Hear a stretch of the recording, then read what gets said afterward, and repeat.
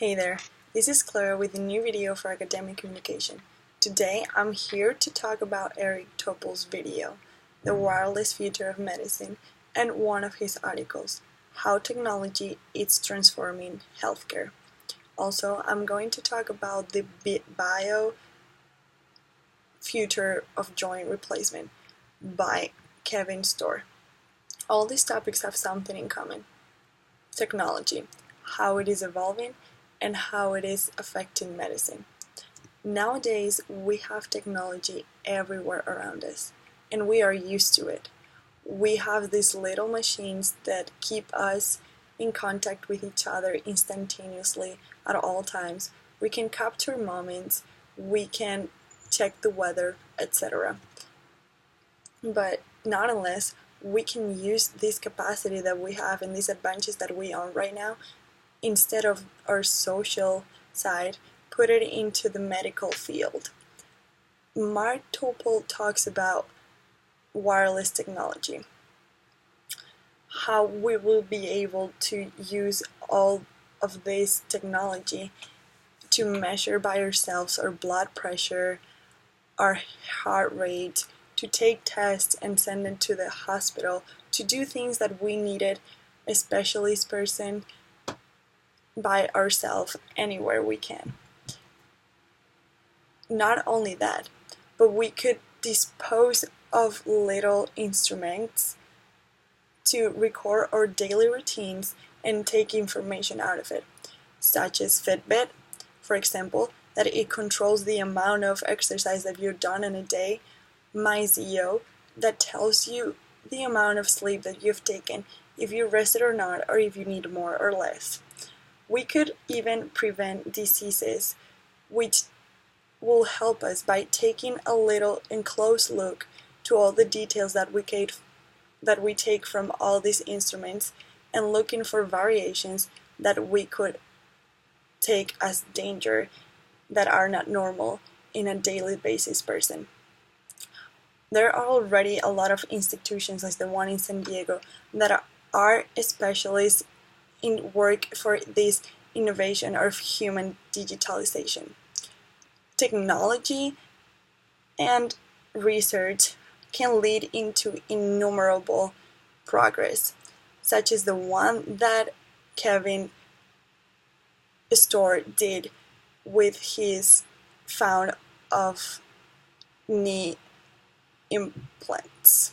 What he did is he found out that he could use tissue of animal and implant it in human by humanizing it, by adding human cells and loading it with it, putting it back in a knee that was injured by arthrosis or another cause, and recovering it totally.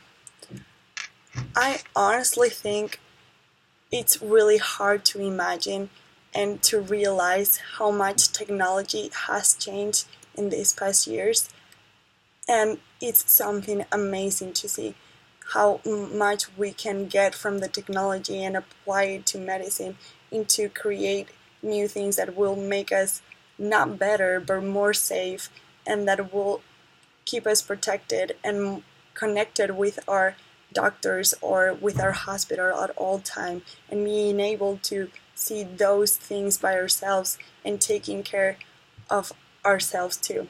For example, this is not an advertising, but I have a Fitbit, and honestly I think it's really amazing how it can count the amount of steps I do per day, the amount of calories I burn, the amount of exercise, the minutes of exercise that my heart rate was speeding at a higher speed, so it measures this and tells me after all the details in my phone.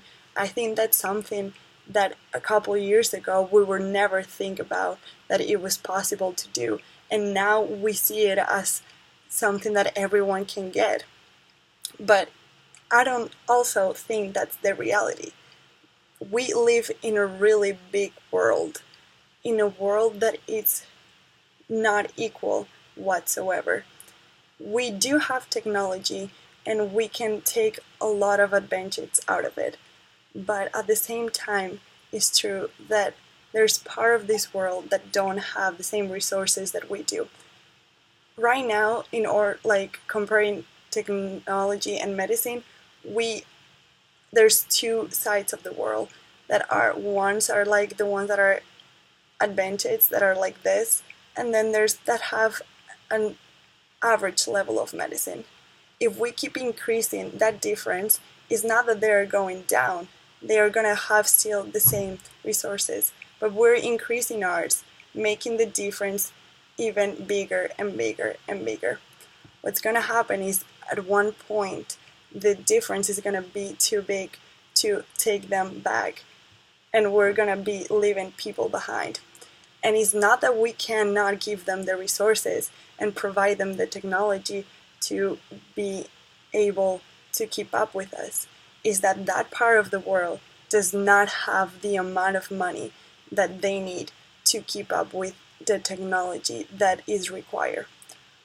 Also, I know for a fact for some resources that were done and in the video of Eric Topol, that he declares that medicine is getting at a really big speed of getting better, and at the same time the medicine prior of it, in order to get at the same level, the value of it is decreasing.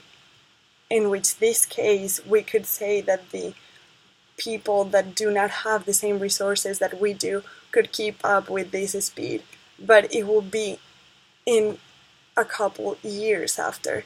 So everything will be, for them, will be a whole new system, but in a couple years.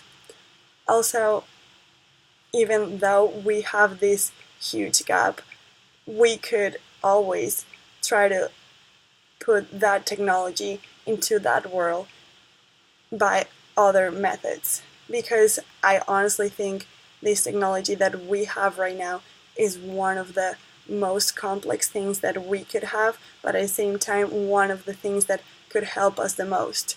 We could do everything we can in every single place by learning how to take care of ourselves, looking at the different statistics and see what we have to be at in order for our own safety, if we have any kind of disease, or if we have to take care of ourselves, knowing the amount of sugar we have to take in one day, or the amount of penicillin we have to take another one, knowing our allergies if we're feeling good, the temperature that we're in, taking care of our kids, or taking care of our parents if they are sick.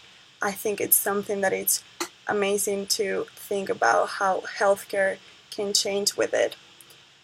But also, I think we should stop and think about the people that don't have the same resources, and think about methods that we could use to provide them to that technology, and so they can keep them.